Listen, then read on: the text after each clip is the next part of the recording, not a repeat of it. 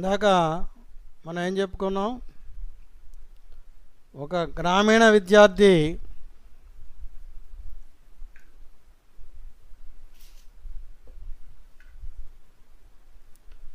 పట్టణానికి టౌన్కి చదవటానికి వెళ్ళి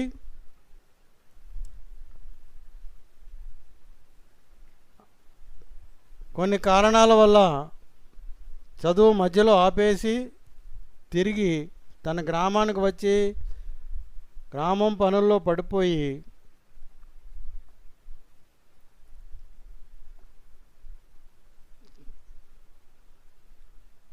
ఒకరోజు తనకు స్నేహితుడైనటువంటి పట్టణంలో కాలేజీలో స్నేహితుడైనటువంటి తన స్నేహితుడికి రాసిన లేఖ,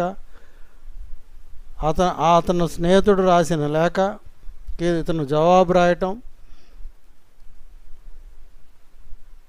ఆ స్నేహితుడు రాసిన లేఖ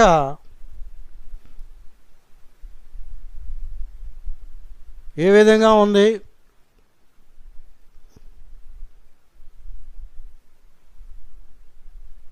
అనేది ఇప్పుడు చెప్తున్నారు. దానికి మన ఈ విద్యార్థి ఏ విధంగా రిప్లై జాబ్ రాస్తున్నాడు అనేది మన పాఠ్యాంశం చూడండి ఒకసారి. ప్రియ సఖా అంటే స్నేహితుడా, ప్రియ స్నేహితుడా. సంబోధన, స్నేహితునికి సంబోధన ఏ విధంగా ఉండాలనేది చూడండి. అంత అందంగా రాశాడు ఆయన, బోయబేమన్న గారు. ప్రియ సఖా అంటే ప్రియ స్నేహితుడా, నీ లేఖ అందింది. నువ్వు రాసినటువంటి ఉత్తరం అందింది. పట్నం జీవితం ఎలా ఉంటుందో అందులో వర్ణించావు, బాగానే ఉంది. ఆ లెటర్లో పట్నంలో ఏం రాస్తాడు ఫ్రెండు, నువ్వు అన్నీ కోల్పోతున్నావా, మేము వాళ్ళంతా చదువుకుంటున్నాము, ఇక్కడ చదువుతో పాటు ఎంజాయ్ చేస్తున్నాము, చక్కగా బీచ్లకు వెళ్తున్నాము, షికార్లకు వెళ్తున్నాము, జూలకు వెళ్తున్నాము, పార్కులకు వెళ్తున్నాము, చక్కగా పబ్బులకు వెళ్తున్నాము. ఇలాగా రకరకాలుగా వర్ణించాడు, తన జీవితాన్ని రకరకాలుగా వర్ణించాడు.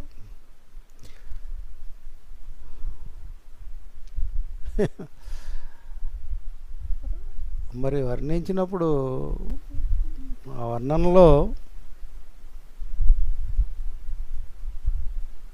అన్ని రకాల వర్ణనలు ఉంటాయి కదా, అంత అందంగా వర్ణించాడు అన్నమాట. రాస్తూ మరి నేను ఇంత ఇలాగ ఎంజాయ్ చేస్తున్నాను, మరి నువ్వేం చేస్తున్నావు, నీ గ్రామంలో నువ్వేం చేస్తున్నావు, గ్రామం వదిలేసి వెళ్ళిపోయావు, చదువు మానేసి వెళ్ళిపోయావు, మధ్యలో వెళ్ళిపోయావు, నువ్వేం చేస్తున్నావు అనేది ఆయనకు పెద్ద ప్రశ్న అయిపోయింది.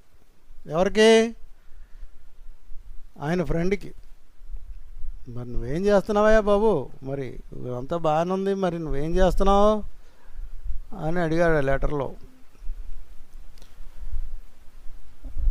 అంటే నువ్వేం చేస్తున్నావు అంటే పల్లెటూరి జీవితాన్ని ఎలాగా నువ్వు ఎంజాయ్ చేస్తున్నావు, టౌన్ జీవితాన్ని ఎలా ఎంజాయ్ చేస్తున్నానో నేను రాశాను. పల్లెటూరులో నువ్వు నీ జీవితాన్ని ఎలా ఎంజాయ్ చేస్తున్నావు అని, నీ స్టైల్ ఏంటి, నీ లివింగ్ స్టైల్ ఏంటి అనేది రాయమన్నావు. నీది ఉత్తమమైన వాంఛ, బాగుంది, చక్కగా చెప్పావు, నువ్వు వర్ణించావు నువ్వు అక్కడ ఏం చేస్తున్నావు. కానీ మా గ్రామాల్లో ఏం చేస్తున్నారు, గ్రామాల్లో ఏం చేస్తున్నావు అనేది చెప్పమంటాం నిజంగా నీ గొప్ప ఆలోచన,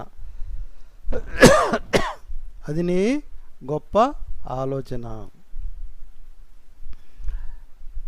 నిజంగా ఆయన ఏదో రాసేస్తాడు, టౌన్లో ఉన్నవాడు బాగానే ఉందా, నువ్వు చేసేసుకున్నావు, ఓకే వెళ్ళిపోయావు, మేము ఎంజాయ్ చేస్తున్నాం ఇక్కడ అనేసి వదిలేసేవచ్చు లెటరు. కానీ ఆయన లెటర్ అక్కడ వదిలేలా, నీ గ్రామంలో నువ్వేం చేస్తున్నావు, నీ గ్రామ పరిస్థితులు ఏంటి, నువ్వు ఎలా ఏ విధంగా నీ గ్రామ పరిస్థితి ఏ విధంగా ఉన్నాయి, నువ్వు ఎలా ఎంజాయ్ చేస్తున్నావు, నీ గ్రామాల పరిస్థితుల గురించి వివరించమన్నాడు. మరి అది మంచి ఆలోచన కదా. నీది ఉత్తమమైన వాంఛ. ఒక చోటి జీవిత విధానంతో మరొక చోటి జీవిత విధానాన్ని నిత్యము పోల్చి తెలుసుకుంటూ ఉండాలి.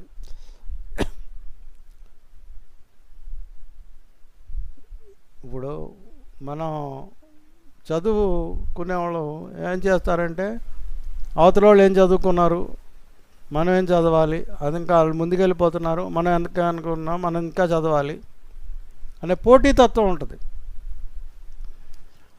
అలాగే ఒక ప్రదేశంలో వాళ్ళు వేరొక ప్రదేశం వాళ్ళు ఏం చేస్తున్నారు, వాళ్ళ యొక్క విషయాలు వీళ్ళు తెలుసుకుంటూ ఉంటే, వీళ్ళ విషయాలు వాళ్ళు తెలుసుకుంటూ ఉంటే, వాళ్ళ బాధలు కానీ కష్టాలు కానీ షేర్ చేసుకుని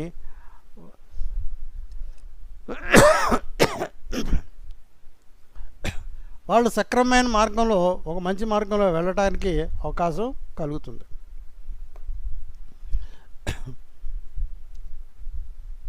ఒక చోటి జీవిత విధానం ఒక చోట జీవిత విధానంతో మరొక చోటి జీవిత విధానాన్ని నిత్యము పోల్చి తెలుసుకుంటూ ఉండాలి. దానివల్ల ఏమో తెలుస్తుంది, మనకి మంచి చెడ్డలు తెలుస్తాయి, హెచ్చు తగ్గులు తెలుస్తాయి, ఏమైనా ఉంటే సరి చేసుకోవాలి.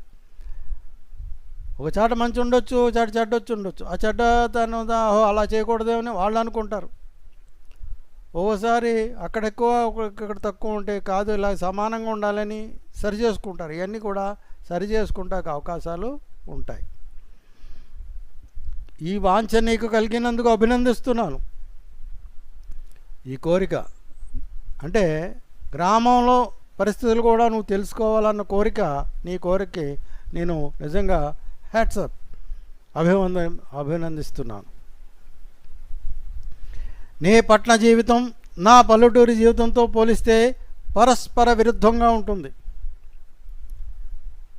అసలు ఎక్కడైనా పోలికుంటుందా? పట్టణ జీవితానికి గ్రామ జీవితానికి ఎక్కడైనా పోలికుంటుందా? ఏమాత్రం పోలికుండదు. అదే చెప్తున్నాడు.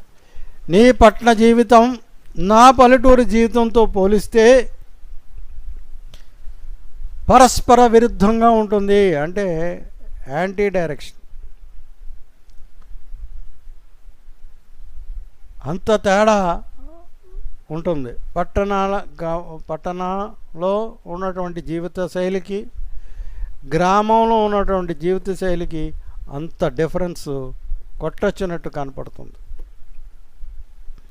ఇప్పుడంత తెలియట్లేదు, కానీ పూర్వం ఈ తేడా చాలా విపరీతంగా ఉండేది. ఇప్పుడు మీరు దాదాపు ఈ టెక్నాలజీ పెరగటం వల్ల పట్టణం వాతావరణానికి ఇంచుమించు 50% చేరిపోయారు. కానీ ఆనాడు అలా లేదు. 1% కూడా డెవలప్మెంట్ ఉండేది కాదు. పట్టణంలో డెవలప్మెంట్లో 1% డెవలప్మెంట్ కూడా గ్రామంలో ఉండేది కాదు. నా జీవిత విధానాన్ని గురించి రాయడం అంటే పల్లెటూళ్ళ జీవిత విధానాన్ని గురించి రాయడం అన్నమాట. ఇప్పుడు నా గురించి చెప్పమన్నావు, బాగానే ఉంది.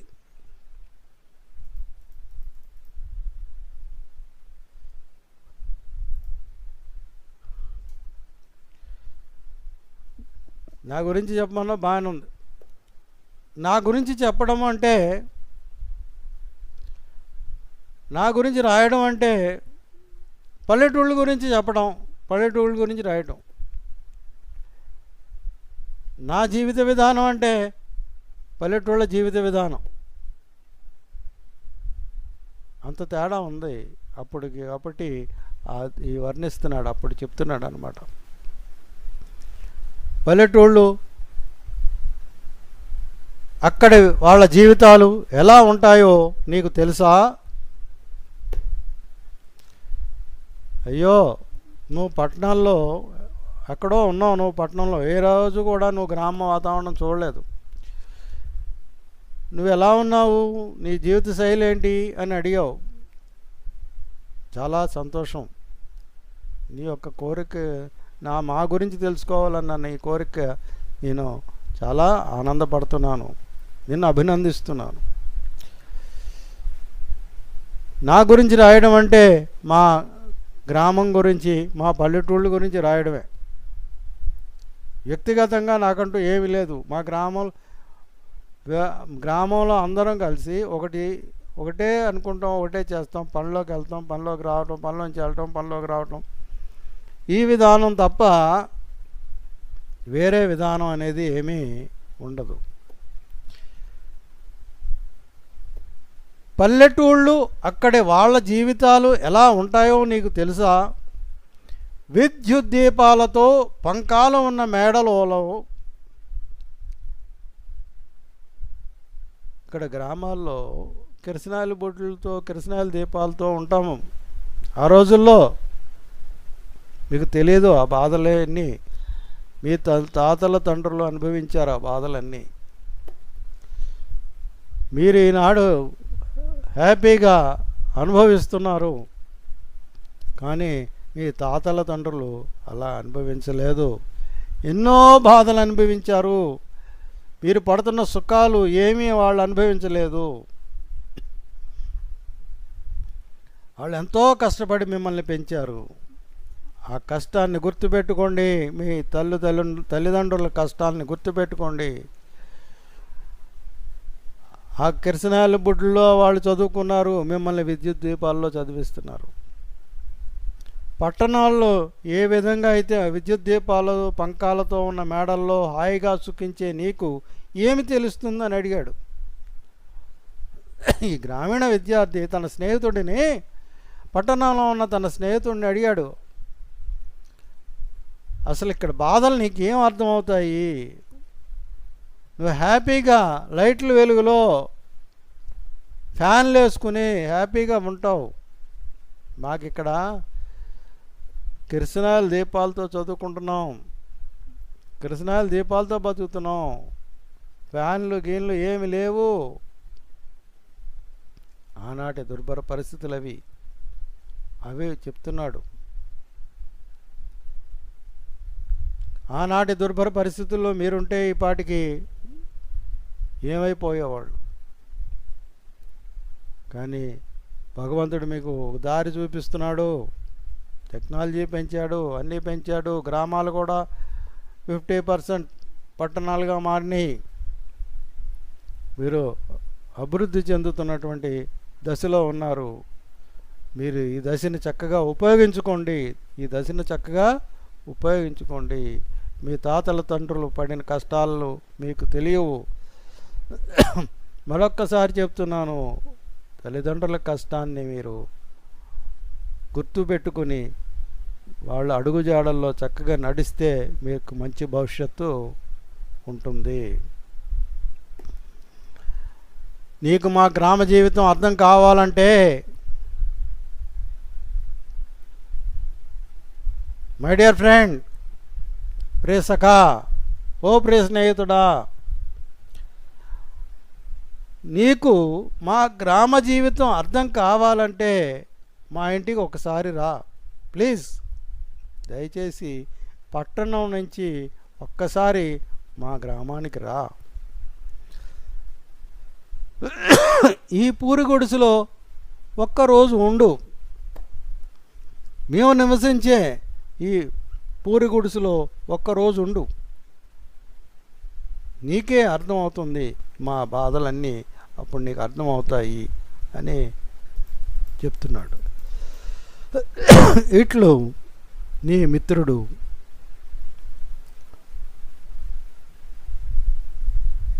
అని ముగించాడు.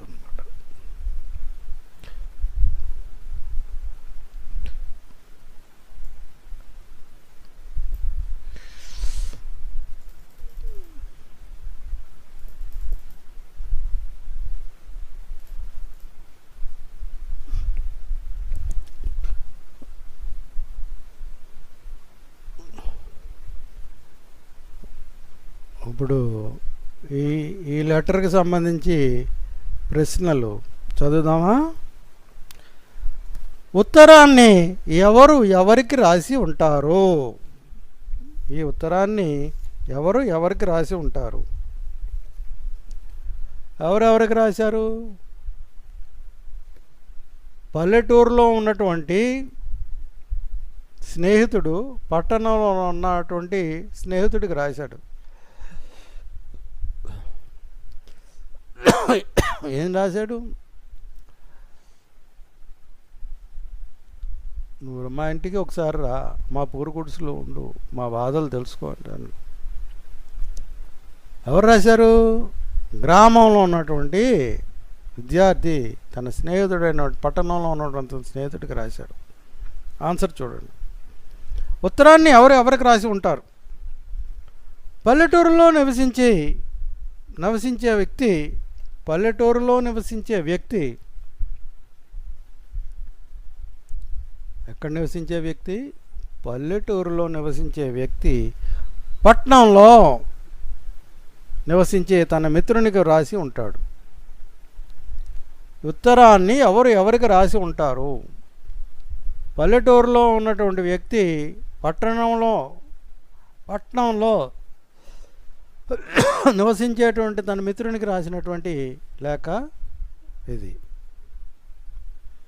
దేని గురించి రాశాడు? పట్నపు వాసపు జీవితాన్ని పల్లెటూరి జీవితంతో పోల్చి రాశాడు. ఏం రాశాడు? పట్నపు వాసపు జీవితాన్ని పల్లెటూరు జీవితంతో పోల్చి రాశాడు. పల్లెటూరు జీవితంలో బాధలు రాశాడు. లేఖను చదివారు కదా, మీరు ఏం గ్రహించారు? లేఖారచయిత పల్లెటూరు వాడు. లేఖారచయిత ఎక్కడ వాడు? పల్లెటూరు వాడు.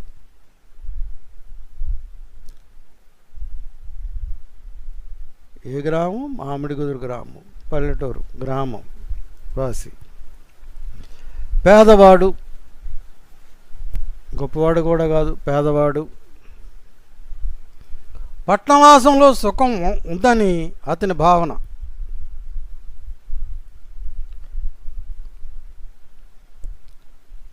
పట్నవాసంలో సుఖం ఉందని రచయిత భావన. ఎందుకంటే అక్కడ అన్నాడు, విద్యుత్ దీపాలు పంకాలుతో మీరు హ్యాపీగా ఉన్నారు, మా కిరసనాయిల దీపాలు మా గుడిసెల్లో మీరు ఉండలేరు అని ఫీల్ అయ్యాడు. పల్లెటూరు జీవితం పట్నపు వాసపు జీవితం పరస్పర విరుద్ధమైనవని అతని భావం. పల్లెటూరు జీవితం ఒక రకం అయితే పట్నం జీవితం అదొక రకం. రెండిటికి ఎక్కడ తారతమ్యం లేవు, పరస్పర విరుద్ధం. అర్థమైంది కదా అని కవి భావన.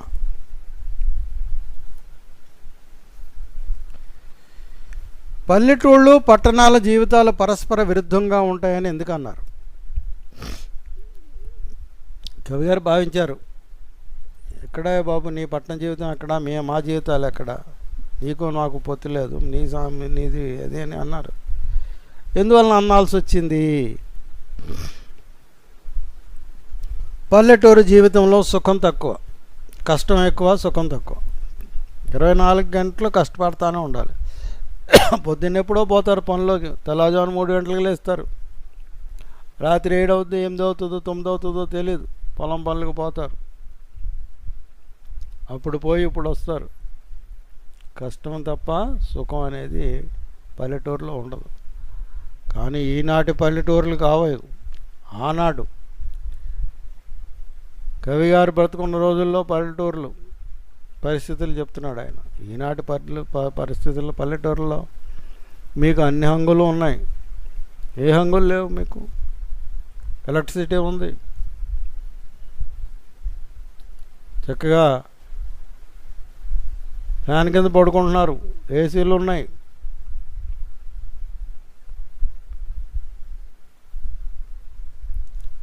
విద్య అందుతుంది, అందరికీ విద్య అందుతుంది, మీకు అన్ని ఫెసిలిటీస్ ఉన్నాయి టౌన్లో లాగానే. కానీ ఆనాటి పరిస్థితి వేరు. ఆనాటి పరిస్థితి గురించి చెప్తున్నారు కవి గారు. ఆధునిక సౌఖ్యాలు తక్కువగా ఉంటాయి, సుఖం తక్కువ, అలాగే లేటెస్ట్ టెక్నాలజీతో వచ్చినటువంటి సుఖాలు కూడా తక్కువ. కానీ మనుషుల మధ్య స్నేహం ఎక్కువ. పూర్వకాలంలో ఆనాటి గ్రామ వాతావరణంలో కష్టాలు ఎక్కువ, సౌఖ్యాలు తక్కువ.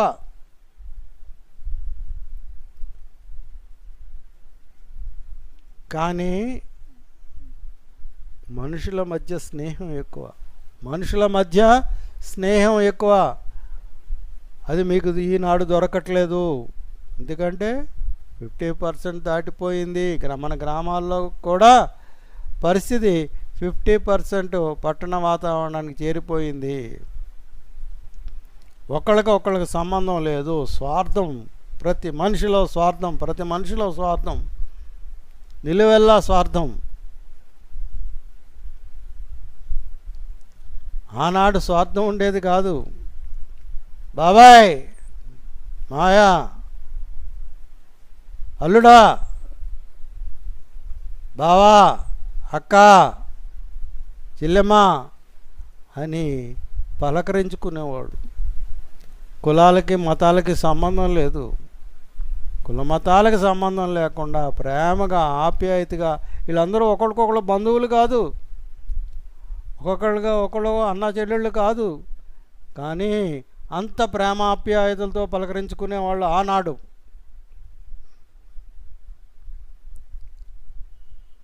అది చూసి, అది విని, ఆహా, గ్రామాలు ఇలా ఉంటాయా అని నేను పట్టణం నుంచి ఏలూరు పట్టణం నుంచి నేను వచ్చేసాను ఈ గ్రామానికి.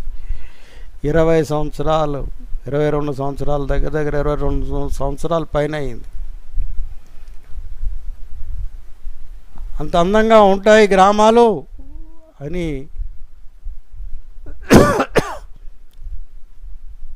చెప్తే విని, అందరూ ఆప్యాయతగా ఉంటారు, అందరూ పలకరించుకుంటారు ఒకరికొకరు అని. కానీ ఇప్పుడు పరిస్థితులు వేరు, ఆనాటి పరిస్థితులు వేరు. అయిపోయింది ఆ చక్రం, ఇంకా రాదేమో తిరిగి. చూద్దాం. మీలో స్వార్థం నశిస్తే తిరిగి వస్తుంది. మీలో అంతా మీ చేతుల్లో ఉంది. ఈనాటి బాలలే రేపటి పౌరులు. ఈనాడు మీరు మార్పు తీసుకురాగలిగితే, మళ్ళీ ఆప్యాయతలని మీరు తీసుకురాగలిగితే, తప్పకుండా గ్రామాలు పూర్వ కళల్ని, పూర్వ స్నేహ బంధాలని తిరిగి పొందగలుగుతాయి. కలిసిమెలిసి ఉంటారు. ఇలా ఉంటారు, దెబ్బలాడుకోరు, ఒకరికొకరు ఈర్ష్య అసూయలు ఉండవు, కలిసిమెలిసి ఉంటారు. ఒకరి కష్ట సుఖాల్లో అందరూ పాలు పంచుకుంటారు. గ్రామంలో ఈ రోజుల్లో కాదు, ఆ రోజుల్లో ఒక ఇంట్లో కష్టం వచ్చిందంటే యావత్ గ్రామం వాళ్ళ ఇంటి దగ్గర ఉండేది. ఎవరింట్లో అన్న పెళ్లి జరుగుతుంటే యావత్ గ్రామం అన్ని పనులు పక్కన పెట్టుకుని ఆ ఇంటికి వెళ్ళి అన్ని పనులు చేసి పెట్టేవాళ్ళు. ఒకళ్ళకొకళ్ళు అండగా ఉండేవాళ్ళు. నీకు పని చేశాను, నాకేమి ఇస్తామని ఏనాడు అడగలేదు, ఎవరు అడిగేవాళ్ళు కాదు. వాళ్ళ ఇంట్లో జరిగినట్టే ఫీల్ అయ్యేవాళ్ళు. వాళ్ళ ఇంట్లో పనే అని ఎవరింట్లో అందరూ వెళ్ళి ప్రతి ఒక్కళ్ళు చేసేవాళ్ళు. ఆనాటి ప్రేమాప్యాయతలయ్యి ఆడుతూ పాడుతూ పని పాటలు చేసుకుంటారు. పని చేసేటప్పుడు కూడా ఆడతా పాడుతా చేసేవాళ్ళు. పాటలు పాడుకుంటూ చక్కగా అలసిపోయేవాళ్ళు కాదు. అంత పని చేసినా కూడా ఎక్కడ అలసిపోయేవాళ్ళు కాదు.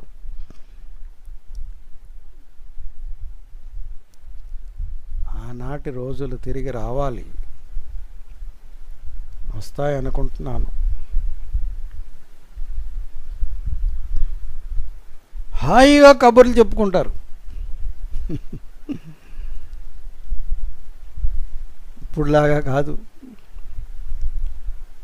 చక్కగా ఒక దగ్గర కూర్చుని చెట్టు కింద హ్యాపీగా చక్కగా అందరూ కలిసి ఈర్ష్య, అసూయ, ద్వేషం లేకుండా, ఈర్ష్య, అసూయ, ద్వేషం అనేది లేకుండా మనసు విప్పి చక్కగా హాయిగా మాట్లాడుకో.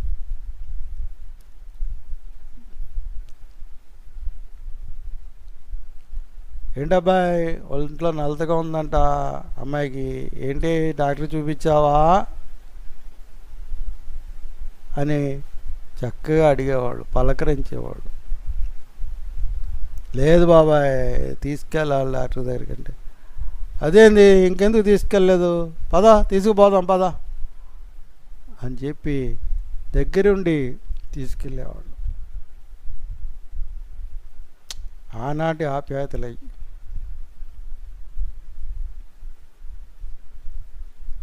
విశాలమైన ఇళ్ళు ఉంటాయి, చక్కటి ఇళ్ళు, గ్రామాల్లో ఇళ్ళు, చక్కటి ఇళ్ళు, విశాలమైన ఇళ్ళు. అది పూరిపాక అయి ఉండొచ్చు, చక్కగా అలికి, పేడతో అలికి, ముగ్గులు పెట్టి అది అంత అందంగా ఉండే ఆ రోజుల్లో.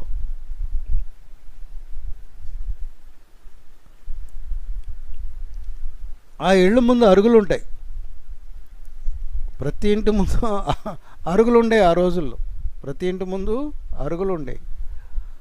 ఆ అరుగుల మీద వచ్చి కూర్చునేవాళ్ళు అందరూ.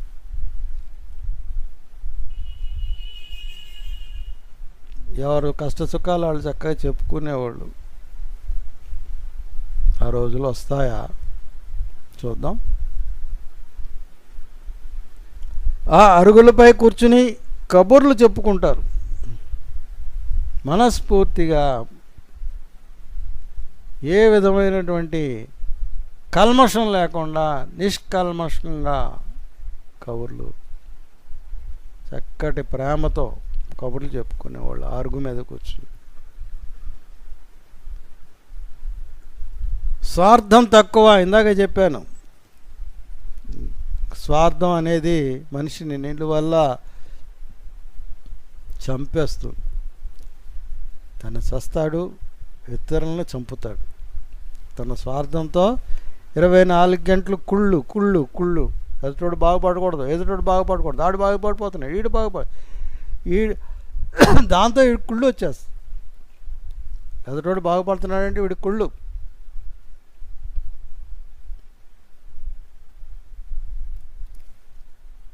దానివల్ల ఎదుటోడు గురించి ఆలోచిస్తాడు, దానివల్ల వీడి ఆరోగ్యం పాడైపోద్ది, అన్ని విధాల పాడైపోతారు. స్వార్థం ఉండకూడదు, స్వార్థం అనేది ఉండకూడదు. ఆనాటి గ్రామ పరిస్థితుల్లో స్వార్థం ఉండేది కాదు, ఎవరిలో కూడా స్వార్థం ఉండేది కాదు. చాలామంది వ్యవసాయం పైన జీవిస్తారు. గ్రామాల్లో చాలామంది వ్యవసాయం మీదే జీవిస్తారు.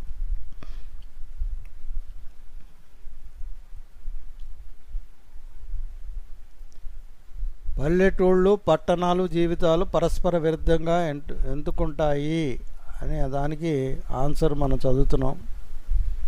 జాగ్రత్తగా వినండి, ఇంకా అవ్వలేదు ఇది. పగలంతా శ్రమ పడతారు. పగలు తెల్లారుజామున 3 గంటలు లేచిన దగ్గర నుంచి రాత్రి 7 గంటల వరకు కష్టపడతానే ఉంటారు. వాళ్ళు ఏనాడు అలుపు ఎరగరు. పొద్దున్న తెల్లవారుజామున 3 గంటలకు బయలుదేరే దగ్గర నుంచి రాత్రి 7-8 ఇంటి వరకు వచ్చే వరకు ఎప్పుడు అలుపు ఎరగరు. అంత కష్టజీవులు ఆనాటి గ్రామవాసులు. రాత్రంతా హాయిగా నిద్రపోతారు. తాగేవాళ్ళు కాదు. ఇప్పుడు నిద్ర పట్టడానికి మందు కొట్టేస్తున్నారు, తాగేస్తున్నారు. గవర్నమెంట్ బ్రాందీ, విస్కీ, విరమ్మలు గవర్నమెంటే అమ్ముతుంది, సొంతంగా అమ్ముతుంది.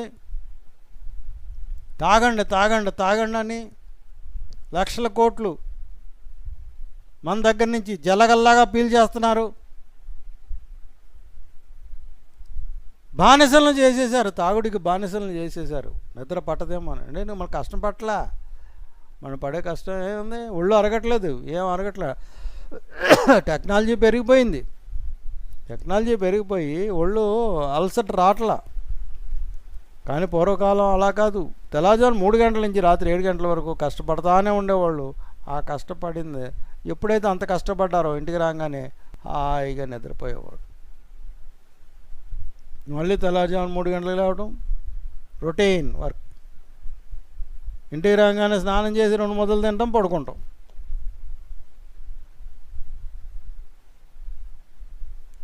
అలాంటి జీవితాలు రావాలి, తిరిగి రావాలి. మనకంతా టెక్నాలజీ పెరిగింది, సుఖం పెరిగిపోయింది, స్వార్థం పెరిగిపోయింది, కష్టం తగ్గిపోయింది, నిద్ర పట్టట్లేదు. నిద్ర మాత్రలు వేసుకుంటాం, లేదంటే తాగేయటం విపరీతంగా. ఆ నిద్ర మాత్రలు ఇది కూడా 2 కూడా ప్రభుత్వం సప్లై చేస్తుంది. నాశనం చేసేస్తున్నారు ప్రజా జీవితాలని. ఈ రాజకీయ నాయకులు నాశనం చేసేస్తున్నారు, గుర్తుపెట్టుకోండి. ఈ రాజకీయ నాయకులు వేసే ఉచ్చులో మీరు పడిపోకండి. ప్రియ విద్యార్థులారా, ఈనాటి బాలలు మీరు రేపటి పౌరులు, రేపు మీరు కాబోయే రాజకీయ నాయకులు అవ్వచ్చు. ఎవరు చెప్పగలం? రేపు పొద్దున్న మీలో నుంచే చీఫ్ మినిస్టర్ పుట్టవచ్చు, మీలో నుంచే మా పార్లమెంట్ మెంబర్ పుట్టవచ్చు, మీలో నుంచే ప్రైమ్ మినిస్టర్ అవ్వచ్చు. ఈ దుష్మన్ రాజకీయాలకు దూరంగా ఉండండి. చక్కటి వాతావరణాన్ని తీసుకురండి. ప్రతి ఒక్కడు కష్టపడే జీవితాన్ని తీసుకురండి. చక్కటి వాతావరణంలో కల్పించండి. మీరు చక్కటి వాతావరణంలో మీరుండండి, ప్రజలందరినీ చక్కటి వాతావరణంలో ఉంచండి. ఇది నా కోరిక తీరుస్తారనుకుంటున్నాను.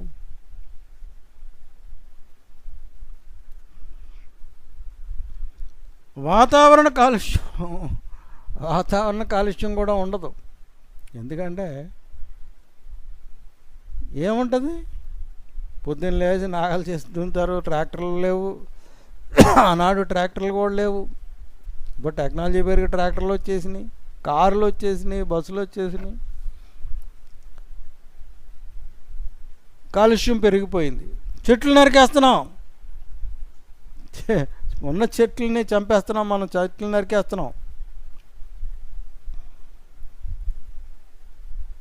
కాంక్రీట్ బిల్డింగ్లు కట్టేస్తున్నాం, కాంక్రీట్ జంగిల్ చేసేస్తున్నాం, గ్రామాలు కూడా కాంక్రీట్ జంగిల్ చేసేస్తున్నాం. కాలుష్యం పెరిగిపోతుంది.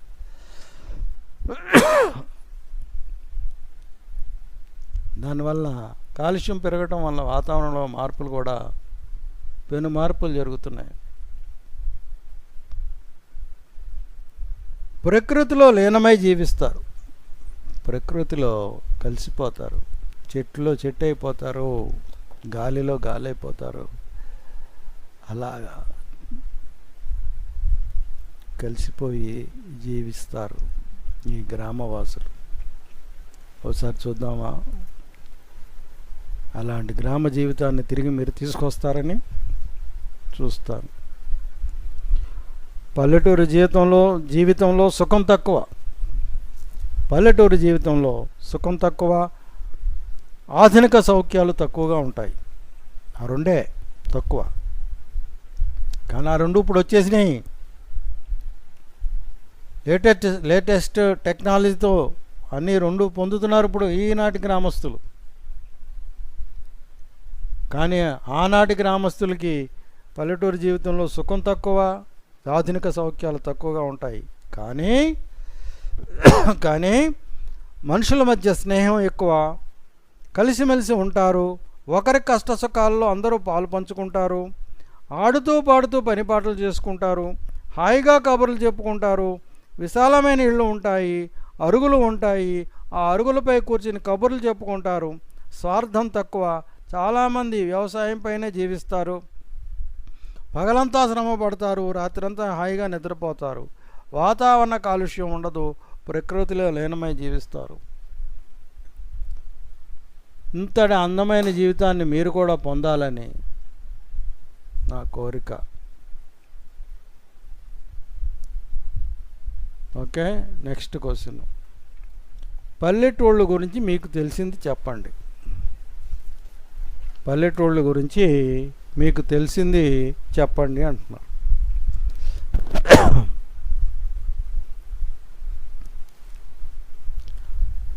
సారీ, ఇంకా మిగిలింది ఇందాకటిది. పల్లెటూళ్ళు పట్టణాల జీవితాల్లో పరస్పర విరుద్ధంగా ఆ క్వశ్చన్లో ఇంకా కొద్దిగా మిగిలిపోయింది, చూడండి.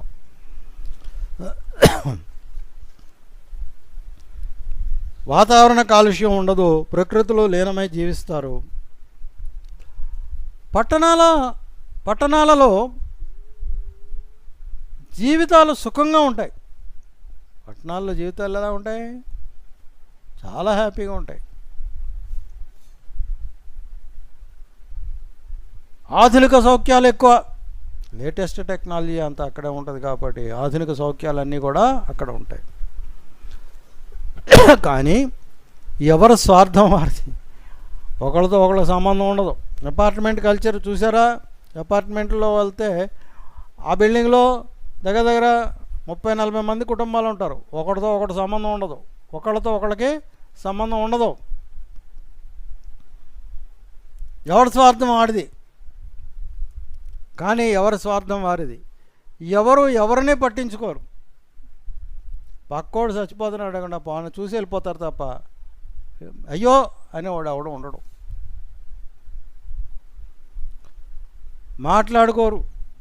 ఆడితో మాట్లాడితే ఏం అడుగుతాడో మనకెందుకు అని తప్పించుకుంటారు. సహాయ సహకారాలు ఉండవు.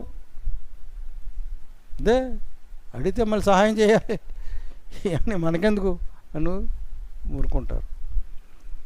ఇరుకు గదుల్లో నివాసాలు. అపార్ట్మెంట్లో మీకు తెలుసు కదా, చిన్న చిన్న గదులు. ఆ కల్చరే మనకు వచ్చేసింది ఇప్పుడు. చిన్న చిన్న కొంపలో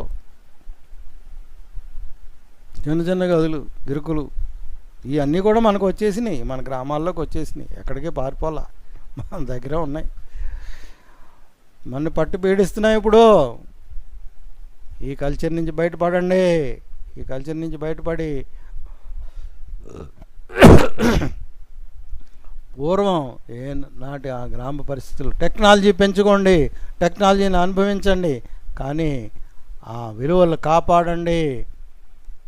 ఏదైతే వాళ్ళు ఒకళ్ళతో ఒకళ్ళు స్నేహంగా ఉండేవాళ్ళు, ఒకళ్ళొకళ్ళు ఆప్యాయంగా ఉండేవాళ్ళు, ఒకళ్ళకొకళ్ళు సహాయ సహకారాలు అందించుకునేవాళ్ళు, ఒకళ్ళ బాధలు ఒకళ్ళు విని అర్థం చేసుకుని వాళ్ళు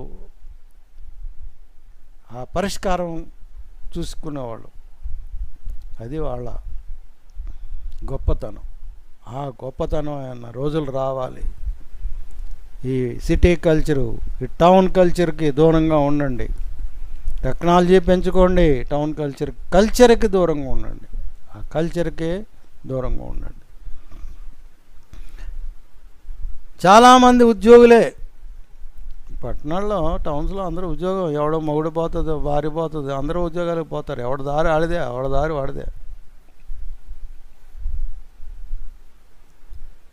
మితిమీరిన కాలుష్యం. ఒకసారి హైదరాబాద్ వెళ్తే తెలుస్తుంది. కార్లు, స్కూటర్లు, బస్సులు, పొగ, ఎంత పొగ అంటే ఇండస్ట్రీస్ పొగ, రకరకాల కాలుష్యాలు. అన్ని రకాల కాలుష్యాలకు నిలయం పట్టణం. ఆ పట్టణం అంటేనే కాలుష్యానికి నిలయం. ప్రకృతితో సంబంధం లేని జీవితాలు. ఎక్కడ చెట్టు చేమ ఏమి కనపడదు, ప్రకృతి అనేది కనపడదు అక్కడ. అంతా తొందరే. పొద్దున్న లేచిన దగ్గర నుంచి పొద్దున్నే మీకు హైదరాబాద్లో ఒకసారి మీరు అందరూ చాలామంది వెళ్ళి ఉంటారు. పొద్దున్నే పరిగెడతా ఒక్కొక్కరు తెల్లవారులు తిరుగుతూనే ఉంటాయి. కార్లు బస్సులు హారన్లు తిరుగుతూనే ఉంటాయి. ఎక్కడ కూడా ఖాళీ ఉండదు. విపరీతమైన రద్దీ, ట్రాఫిక్లో ఆగిపోతాయి, ఎక్కడ పడితే ఎక్కడ బోర్డులన్నీ, కంగారు, హడావుడి, పరుగులు. ఇది పట్టణ జీవితం. ఇందా చెప్పింది గ్రామ జీవితం. ఏది బాగుంది మీకు? పట్టణ జీవితమా, గ్రామ జీవితమా? గ్రామాల్లో ఆప్యాయతలు, అనురాగాలు, అనుబంధాలు పట్టణాల్లో కనపడవు. ఇంటి పక్కన వాళ్ళు కూడా పలకరించుకోరు అక్కడ. ఇది ఇక్కడ ఉంటే పలకరించుకున్నాం ఏంటండి మనం అంటావు. కరెక్టే. ఎందుకంటే ఆ కల్చరు మన మీద పడిపోతుంది, ప్రభావం పడిపోతుంది. ఆల్రెడీ 50-60% పడింది. కాబట్టి ఎటు కాకుండా ఉన్నాం మనం. కనీసం ఆ 40% అన్నా నిలబెట్టండి. అది మీ చేతుల్లో ఉంది. ఆ 40% నిలబెట్టండి. ఆ 40% మీరు నిలబెడితే తిరిగి 60%కి మనం రాగలం. ఆ 40% ఈ టెక్నాలజీతో కొట్టుకుపోతుంది. ఆ 40% టెక్నాలజీని ఉపయోగించుకోండి. 60% ఆప్యాయతలకు రండి, ఆప్యాయత అనురాగాలకు రండి. ఓకే.